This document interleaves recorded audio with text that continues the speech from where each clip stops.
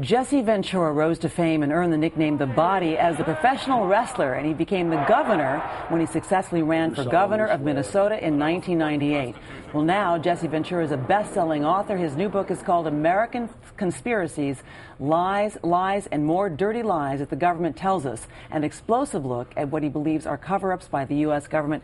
Governor Ventura, good morning. Good morning. That is some title. Well, you know, I can't take credit for that. You know, the publishers do get a little leeway when you write a book, and so I'm not responsible for the title. In fact, the title scared my wife. Oh, well. She said, "You're going to put your name on this?" And I said, "I'm afraid so." Well, but they came up with the title. But everything inside the book is mine, though. Okay. And Dick Russell, my co-writer. I want to give Dick credit because Dick did the yeoman's work on all the investigating and you know, digging in to get all the knowledge. And then, of course, when you do a book like this, it's really like throwing a jigsaw puzzle on the floor. And you have to do it piece by piece, put it together until you develop. And will you ever get the whole picture? No. But you'll get enough of the picture to understand what it's about. You're talking about what you say are alternative theories to what everybody is studying in school, what they're learning from the history books. In fact, you go on to write about some things that people really basically don't believe are debatable. For example, you talk about John Wilkes Booth,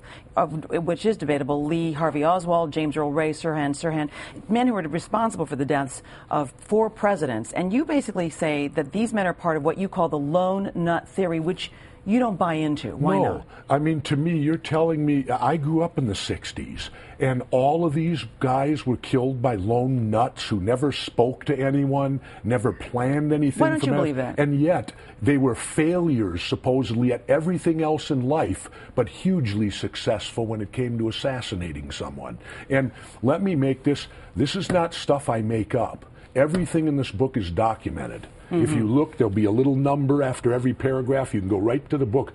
So this is not my imagination running wild. This is based upon facts, many of them government documents. The biggest government cover-up in your lifetime, you say, is the assassination of JFK, and you go so far as to outright say that there was a second gunman, and you're making a conclusion that the Warren Commission did not. Absolutely. How do you do that? Well, the 1978 House Select Committee came out and said it was a probable conspiracy, so now you have 2 government agencies that contradict each other, and yet no one investigates it. And the key to this are the 3 bullets. It's not the magic bullet, it's not the headshot, it's the one that missed, because that had to be a near miss. And if you go to where it hit on the ground and injured Mr. Teague, it's 22 feet wide and 22 feet high and 33 feet wide from the target area. And you say what the constant in all of these assassinations, virtually all of them, is starting with Kennedy, is the CIA. What are you implying? Why are you implying with that? I'm not implying anything. That's the documents. That's where it leads you. The common denominator is always the Central Intelligence Agency to a great many of these. And it's not me making it up. You know, I didn't make this book up. I offer opinions at the beginning of chapters and at the end of chapters, but everything in it is all documented off government documents, other articles, interviews that people have given, and everything of that. The biggest bombshell of the book is your writing that, quote, I am convinced that some people inside our government about 9/11 knew that the attack was going to happen and allowed it to come to pass because it furthered their political agenda. Who are you talking about? Whose political agenda? Whoever was in charge at that time. They knew about Osama bin Laden in May. Are you saying the Bush administration? Yep. The Bush administration had a political agenda in allowing the 9/11 attacks to occur? Well, it's not so, you know, look back in history. This isn't the first time. The Gulf of Tonkin. Well, see, let me say this. The government has no credibility with me anymore. They lied about the Gulf of Tonkin incident.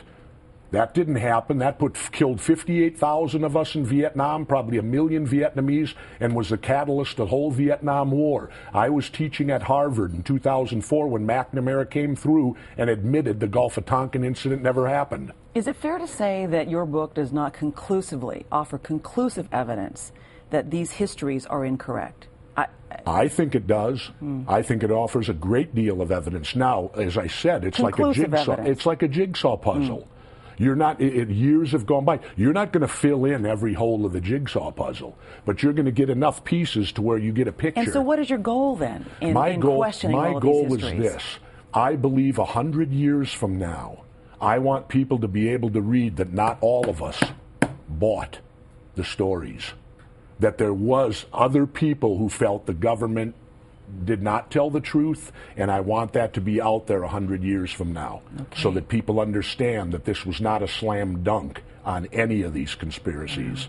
On that note, we have to leave it because we're out of time. Jesse Ventura, thank you so much. My pleasure. Great to meet you. And the book is called American Conspiracies.